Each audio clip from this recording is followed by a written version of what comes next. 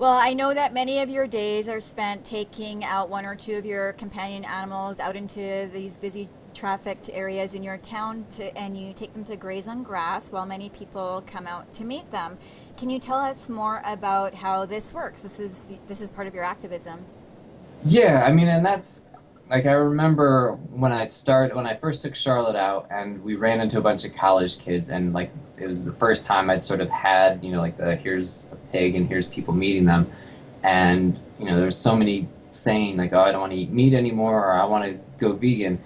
And so my first thought was, how do you do this and make sure that you're not circusing them, you're not turning them into like an act or basically going against everything you're fighting to try to change. And so that's why, it's pretty key that there always be something that they can just be doing that's what they would want to do, and then at the same time people can come meet them. And and if they didn't seem like they enjoyed it, we definitely reconsider. But for the most part, we go if there's clover or grass, we set up there. And so Charlotte or Pumpkin or Millie will start eating it, and then Beatrice just likes to hang out with them, and she'll eat the grass with them, or eat it out of their mouth usually, which they seem to be okay with. But yeah, like they get to do what they want to do, and then we'll just have hundreds of people sometimes within a short period who are just walking through usually Colonial Williamsburg, and we'll stop and want to meet them. I think at first they think it's part of Colonial Williamsburg,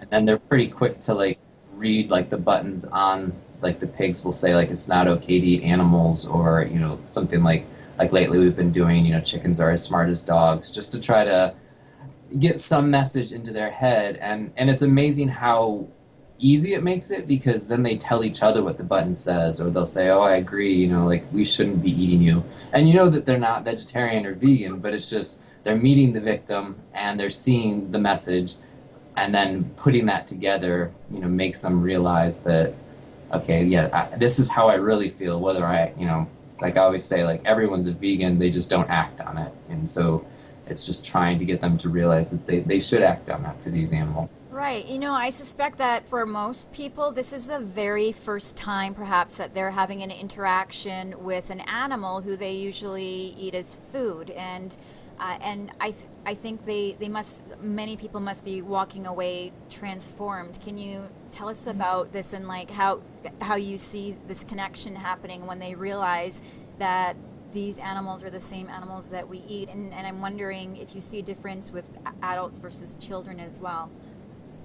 Yeah, I mean, I think the coolest thing about being out with the animals is it is such a universal thing. Like, there's very few people who just hate animals or aren't interested in knowing them, or knowing more about them.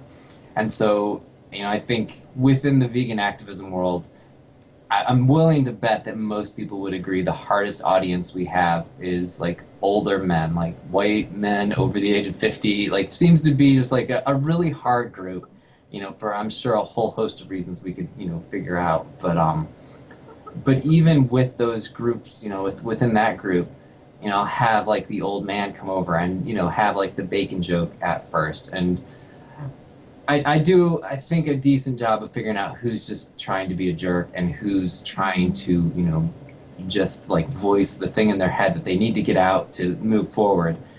And so you'll get people like that, and then an hour later that same person's standing there introducing Charlotte to everyone that comes by, or Pumpkin, and saying you got to meet my friend and you got to see what they can do, and pigs are so smart. And so you've seen from like the I need to make a bacon joke to the this is my new best friend that I can't wait to tell people how amazing they are, because it's changed how I see them.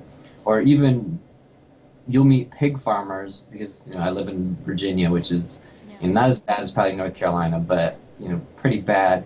And so almost everyone I think knows a pig farmer, or was, it seems, when I'm out there.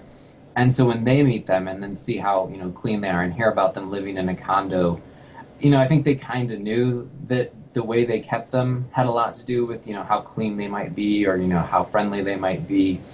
But when they see them, a lot of times you'll have them say, like, this totally changes my perception of how I viewed them, or stuff like that. So even in those hard, the hardest of target areas, you feel like you're making an impact. And so then certainly with like kids, you definitely feel like they're picking up on, the subtle message.